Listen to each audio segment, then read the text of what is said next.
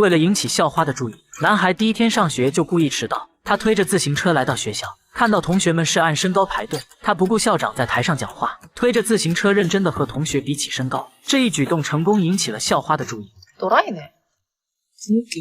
不仅如此，每次罗西拍他右边的肩膀，俊京都会向左回头发现他，用纸条戳他的右耳。他会用左手反过来去挠。更离谱的是，当罗西提出要看看他的手时，正常人都会向闺蜜这么做，可俊京的操作却让人震惊。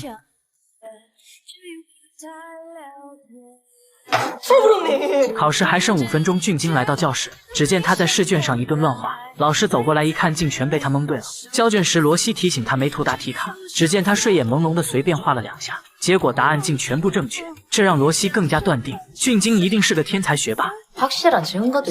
罗西开始对俊京充满好奇，他会跟着俊京一起来到图书馆，目不转睛地盯着他不停观察，这让俊京不免有些尴尬。他想换张桌子逃离罗西的视线，结果罗西也跟着坐了过来。忍无可忍的他刚要开口，니네 좋아하나? 니네 좋아하냐고.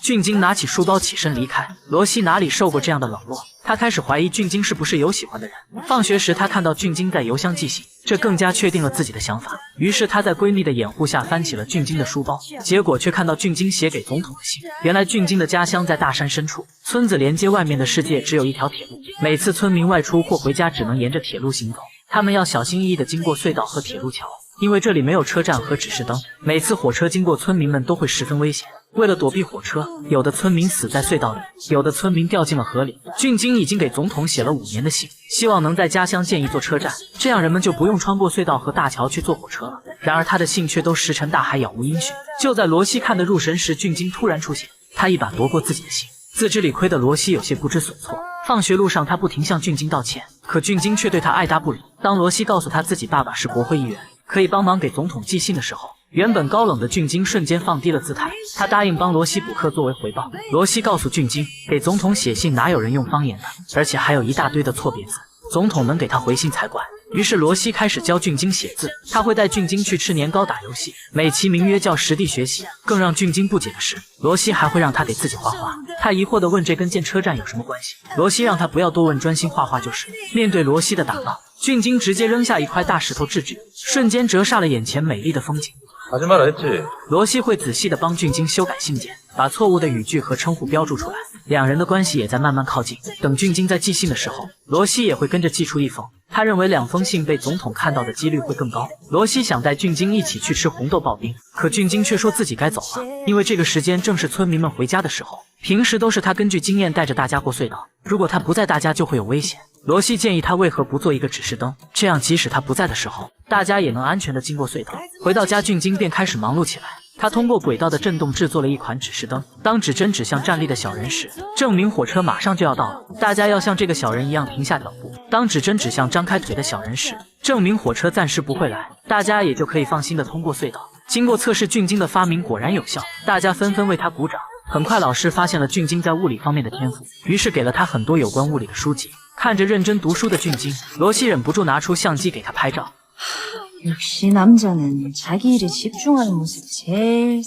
他问俊京想不想去首尔上大学，那里可以实现他当科学家的梦想。可俊京却说自己不能离开这里，因为他还有需要完成的事。他问罗西有没有告诉爸爸建车站的事，罗西说爸爸让他不要多管闲事。时间一天天的过去，俊京仍未收到总统的回信。这时罗西突然想到学校正在举办数学竞赛，冠军会得到总统的亲自颁奖。如果俊京得了第1，那就可以当面向总统说建车站的事了。不出意外，俊京在比赛中获得了冠军。然而颁奖这天却传来了一个坏消息，由于总统临时有事不能来到现场，这让俊京和罗西都大失所望。罗西说，我们这么坐以待毙也不是办法，既然总统不来，那不如我们直接去找他。两人一拍即合，准备出发。结果俊京却因为晕车呕吐不止，草草结束了他们此次的旅程。为了缓解心中的烦闷，罗西提议带俊京去他家里看电影。两人来到罗西的房间，罗西躺在床上，俊京则不好意思地坐在地上。随着剧情的发展，他们的距离也慢慢靠近。就在两人情不自禁的时候，一阵脚步声打断了他们。原来是罗西的妈妈回来了。俊京不敢多留，匆匆离开。隔天上学的时候，俊京发现罗西没来上课，他以为是罗西带男生回家被父母责骂。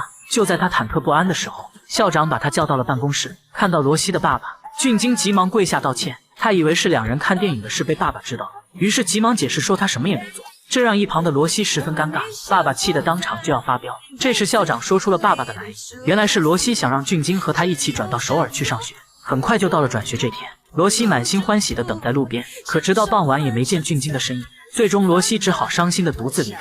可他不知道的是，其实俊京早早就来到了这里，只是现在的他还不能离开。原来晚上回家的时候，俊京看到又有人落水了，他急忙去查看指示灯，发现指针被鸟屎粘住出现了问题，又一个村民因此失去了生命。俊京决定自己动手建一个简易的车站，村民们得知后也都过来帮忙。在大家的共同努力下，一个简易的车站顺利完工，大家满心期待地等着火车到来。可火车在经过时却没有丝毫减速，而司机正是俊京的爸爸。因为车站没有得到相关部门的允许，所以爸爸只能选择视而不见。不久，老师找到俊京，他帮俊京申请了全国物理比赛，冠军将获得出国留学的机会。晚上，俊京独自来到车站，小时候姐姐带他一起回家。这时，一辆火车突然出现，就在大家成功躲进安全岛时，俊京的奖杯不小心掉了下去。姐姐本能的伸手去抓，结果脚下一滑，也跟着掉了下去。最终，俊京的奖杯被成功打捞，可姐姐却永远离开了这个世界。这些年，俊京一直感觉姐姐就在身边，其实都是他的幻想罢了。他不停地向姐姐哭诉，妈妈因为生他难产去世，姐姐也因他而去。这些年，他一直活在自责和愧疚之中。他之所以想要建车站，也是为了得到爸爸的原谅。可爸爸这些年却似乎在故意疏远他，对自己辛辛苦苦建的车站，连看都不愿意看一眼。早知道会是这个结果，还不如不建这个车站。他的话被远处的爸爸听得一清二楚。为了解开儿子的心结，爸爸来到俊京身边，告诉了他妈妈和姐姐去世的真相。他说当初都是因为自己没有请假，才导致妈妈在家中生产时难产去世，姐姐掉下去时的火车司机也是他。他本打算随姐姐一起离开，可当听到俊京的呼喊，他又不放心儿子一个人生活，于是只能活在深深的愧疚中。这也是他为什么会故意疏远儿子的原因。他害怕面对俊京，害怕看到他的眼睛，害怕俊京得知真相后会恨自己。经过彻夜的畅谈，父子俩终于和解。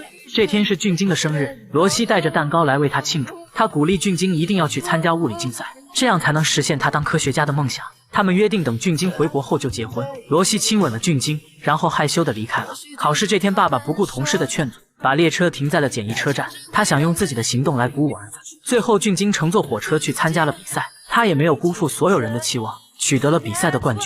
比赛结果寄来的这天，爸爸开心得像个孩子。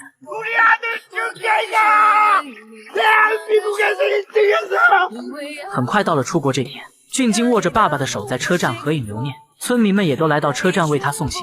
俊京和姐姐一起踏上了出国的列车，列车上他终于放下了对姐姐的执念，彻底和姐姐完成了告别。现在的他已经长大了，以后的日子需要他自己勇敢地去面对。来到机场后，俊京不停给罗西打去电话，可电话那头却始终无人接听。就在俊京失落地朝登机口走去时，一个熟悉的声音喊住了他，是罗西来了。俊京奋力挣脱保安，朝他跑过去，罗西直接一拳将他打倒在地。他责怪俊京的不辞而别。연락했다 아직 안 받더라. 언제? 좀 전에. 얼굴도 안 보고 토끼를 했나? 罗西让俊京到了那边一定要给他写信。 밥 굶지 말고 아프지도 말고. 看着眼前心爱的女孩，俊京捧起她的脸就亲了上去。这是一部根据真实事件改编的电影。一个小小的车站，承载着人们对生命的敬畏，对美好生活的希望。在别人眼里，一个穷小子走出山村出国留学是个奇迹，可在俊京的心里，能遇到罗西才是他生命中的奇迹。